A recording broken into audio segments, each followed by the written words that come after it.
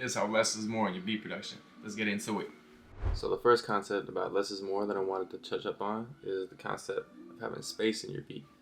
So basically with the patterns that you create, with like your kick and your snare and your hi-hat, stuff like that, you really want to have like just some space for the artist vocal to rap over. That's really like the whole point of making these beats, unless you're just making them for beat battles, but besides that, when you make beats, the whole goal is just kind of like to make these songs with these artists. No artist is going to want to rap over your beat if there's no space for the artist, so basically I'm going to show you an example of like just a simple pattern that I set up right here.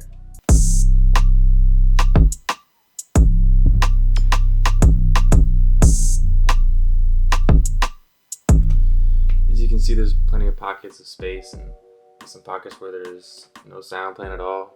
There's not a lot going on. It's going to be way easier for an artist to get their vocals and get their flow going over that instead of having a lot of things going on at the same time. Another way that you can have or incorporate the method of less is more in your production is really layering. I'm just going to pull up Omnisphere. Obviously, you can have plenty of sounds throughout Omnisphere, but let's say I went ahead and got a guitar here. Let's say I had like this guitar going, and then let's say I had, some keys. Let's say I had a piano. Sure. Let's say I wanted to layer it with an organ as well. Sorry for the playback, but yeah, Omnisphere is going. But yeah, right through right now. Let's say I wanted a synth bass. Cool. So I went ahead and got a synth bass. Boom. What else could we get? Let's say I got a pad in here too. That's what we have 5 now. Let's say we got a vocal going. So that'll be like 6 sounds too. Using human voices. Boom. So if we're at 6 sounds, and let's say we're gonna add a bell for, just cause that'll be 7 sounds. It's not saying that you can't use that many sounds. There are definitely time and places where all those sounds are gonna be beneficial and almost optimal for certain genres. But if you're not doing it intentionally, I strongly recommend that you just focus on like a select few sounds. In my opinion, you should really try and use no more than 3. That's really going to be like a really sweet spot.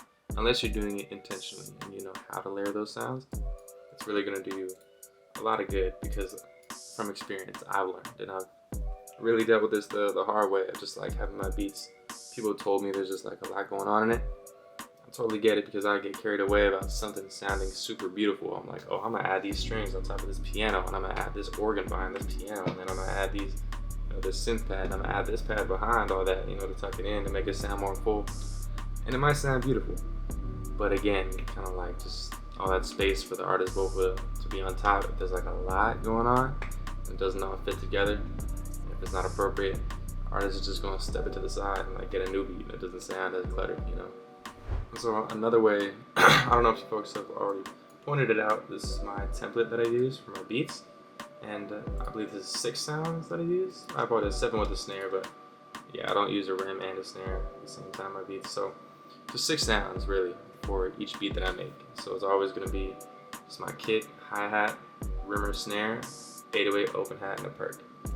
Sometimes I won't even rep a perk, sometimes I won't even rep a hi-hat, but yeah, it's usually six sounds. I like to cap it at that, because in the past, from my experience, I've done it where I've just like thrown in a bunch of these sounds, multiple different perks.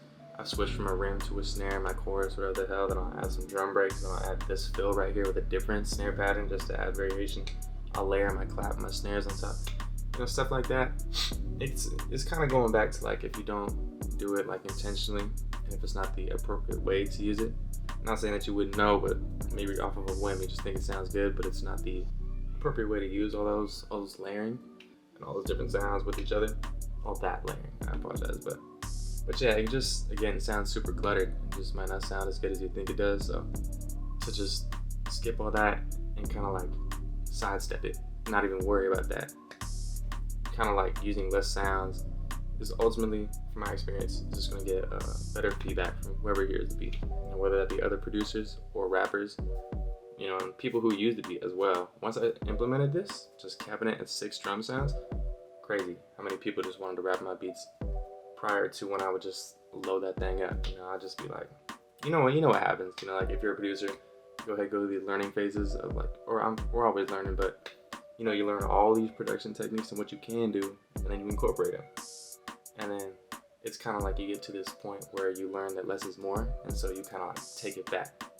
You know, like you just take stuff out, even though you know how to do all these things, and that's just kind of how the cycle goes. And then you get like all these people rapping on your beats.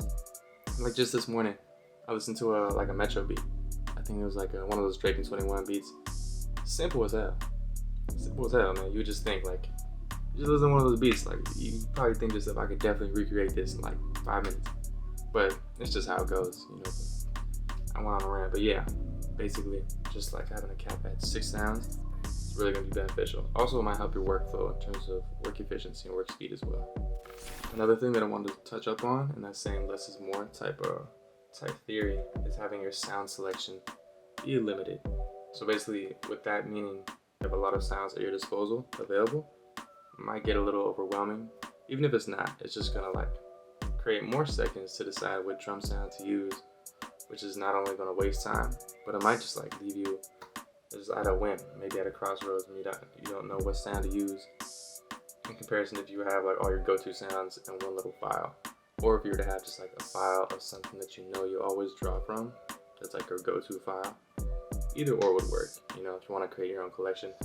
Point being, you don't want like just a plethora of sounds that you just scan through and you just keep looking for sound. It's just not going to be efficient, and it's not going to get what you need done as fast as possible. So, and why not kill 2 birds with 1 stone when having like great sounds in a place that you know they're at? So yeah, having a slim pickings available whenever you make a beat could be optimal. Like right here on the left side of my screen, I have a BWV kit. Like let's say this is the Wave 9, so I kind of took these parts out of the pack right here, so these kicks. So I know that these kicks are pretty jamming. I love these kicks though. Like bam, bam, bam, bam.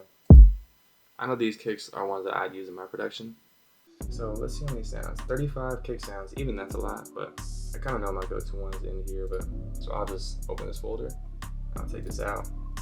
Just added 35 sounds in comparison to all these packs that I have right here. And then let's say I didn't even know that like one kit was my go-to, and I just go through all these packs trying to find a kick sound. No, it just helps to like limit your sound selection available. So for me, I know that I only use like these 2 BWV kits right here, the X and the 9, but yeah, just having like a limited sound selection available is actually going to be beneficial for you in terms of like just saving time finding the sound. And one that I actually just improved on literally this morning that'll save you time in terms of like just CPU usage and not having your project be as laggy. And it also kind of fell into this less is more category, but it's to just take away all, or turn off or take away all the VSTs and or plugins that you don't use at the time.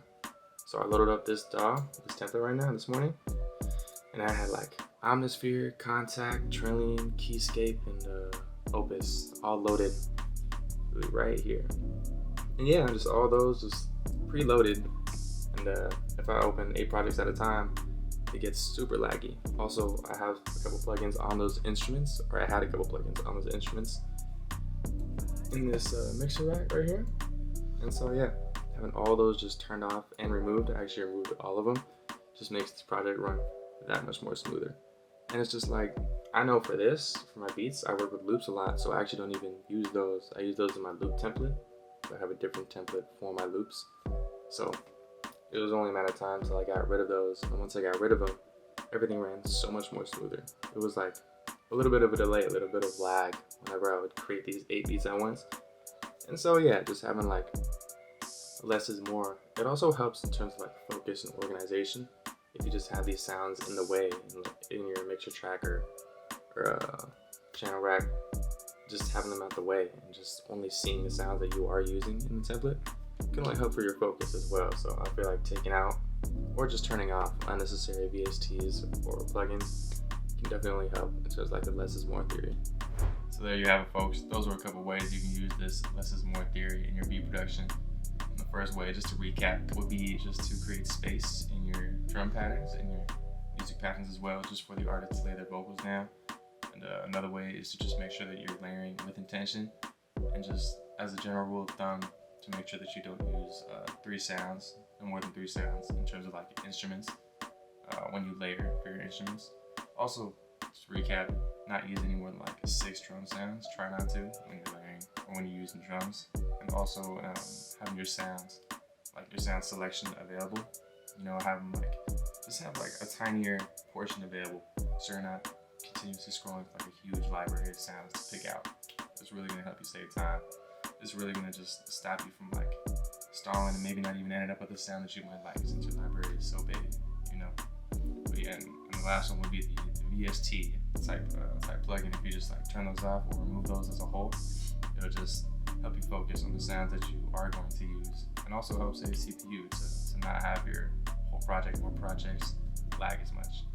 But yeah, hopefully folks did learn something from this video. If you did and you like videos like this one, make sure to subscribe to the channel. We'll be posting videos like this pretty often, once a week now. So I appreciate you guys for rocking with me in this video. I will see y'all in the next one. Deuces.